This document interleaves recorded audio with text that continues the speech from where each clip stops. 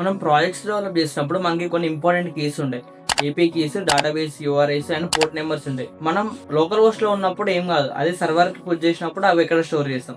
Welcome to day level. So మనం project develop చేస్తున్నప్పుడు మన యొక్క ఇంపార్టెంట్ కీస్ అంటే ఏపీ కీస్ అయినా, డేటాబేస్ యూఆర్ఐస్ అయినా, పోర్ట్ నెంబర్స్ అయినా అన్ని ఏం చేస్తామంటే మనం .env అని ఒక ఫైల్ ఉంటుంది. ఆ .env ఫైల్ లో పెడతాం. అండ్ నెక్స్ట్ మన కోడ్ లో యూజ్ చేసుకోనికి మన .env ప్యాకేజ్ ఉంటుంది, దాన్ని ఇన్స్టాల్ చేసుకొని మనం యూజ్ చేసుకుంటాం. అండ్ ఆ .env ఫైల్ ని మనం గిట్ ఇగ్నోర్ అని ఇంకో ఫైల్ ఉంటుంది, ఆ గిట్ ఇగ్నోర్ లో పెడతాం. సో నెక్స్ట్ టైం మనం గిటప్ లో పుష్ చేసిన గిట్ అనేది ఏం చేస్తుంది అంటే ఆ యొక్క గిట్ ఇగ్నోర్ అనే ఫైల్ ఏమేమి ఉన్నాయో ఆ ఫైల్స్ అన్నిటిని గిటప్ లో పుష్ చేయకుండా చూసుకుంటుంది. అంటే గిట్ అనేది చెక్ చేసుకుంటుంది గిట్ ఇగ్నోర్ లో ఏమైనా ఫైల్స్ ఉన్నాయని. సో అందులో ఏమైనా ఫైల్స్ ఏమైనా ఫోల్డర్స్ ఉంటాయి, అవి గిటప్ లో పుష్ చేసుకోకుండా చూసుకుంటుంది. సో నెక్స్ట్ మనం డిప్లాయ్ చేసేటప్పుడు మనకి వాళ్ళు సపరేట్ ఆప్షన్ ఇస్తారు, యాడ్ .env వేరియబుల్స్ అని. అక్కడ మనం డైరెక్ట్ .env వేరియబుల్స్ యాడ్ చేయొచ్చు.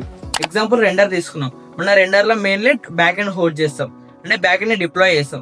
వాళ్ళు ఏం చేస్తారంటే మన బ్యాక్ ఎండ్ డిప్లాయ్ అయినాక వాళ్ళకి ఆప్షన్ ఇస్తారు, యాడ్ .env వేరియబుల్స్ అని. అందులోపల మన ఫైల్లో ఉన్న .env వేరియబుల్స్ అని అందులోకి యాడ్ చేసాం అనుకో, మనం సర్వర్ లాగానే యూజ్ చేయొచ్చు దాన్ని. ఇప్పుడు ఎట్లా అంటే గిటప్ లో ఉండవు, బట్ వాళ్ళ సర్వర్లు ఉంటాయి. ఎందుకంటే మనం మాన్యువల్ గా ఇక్కడ నుంచి అప్లోడ్ చేస్తున్నాం, అక్కడ అప్లోడ్ చేయకుండా. సో అవి ఎవరికి ఎక్స్పోజ్ కాకుండా ఉంటుంది.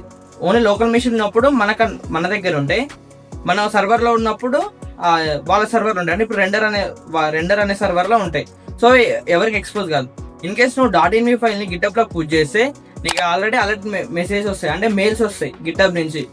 .env యాడ్ అయింది, అలా ఇంపార్టెంట్ వేరియబుల్స్ ఉన్నాయి, ఇంపార్టెంట్ కీస్ ఉన్నాయి అని మనకి ఒక అలర్ట్ మెసేజ్ అయితే పంపిస్తుంది. సో దాన్ని అసలు అలర్ట్ మెసేజ్ అయితే పంపిస్తుంది. అందుకోసం మనం .env వాడి దాన్ని గిట్ ఇగ్నోర్ లో పెడితే గిట్ అనేది ఇగ్నోర్ చేస్తుంది. సో మనం రెండర్లో అక్కడ డైరెక్ట్ యాడ్ చేసుకొని డిప్లాయ్ చేసేస్తాం. ఇలా మనకి ఏపీ కీస్ అయినా, MongoDB యూఆర్ఐస్ అయినా ప్రైవేట్ గా ఉంచుతాం. అండ్ ఇలాంటి కంటెంట్ కోసం ఫాలో.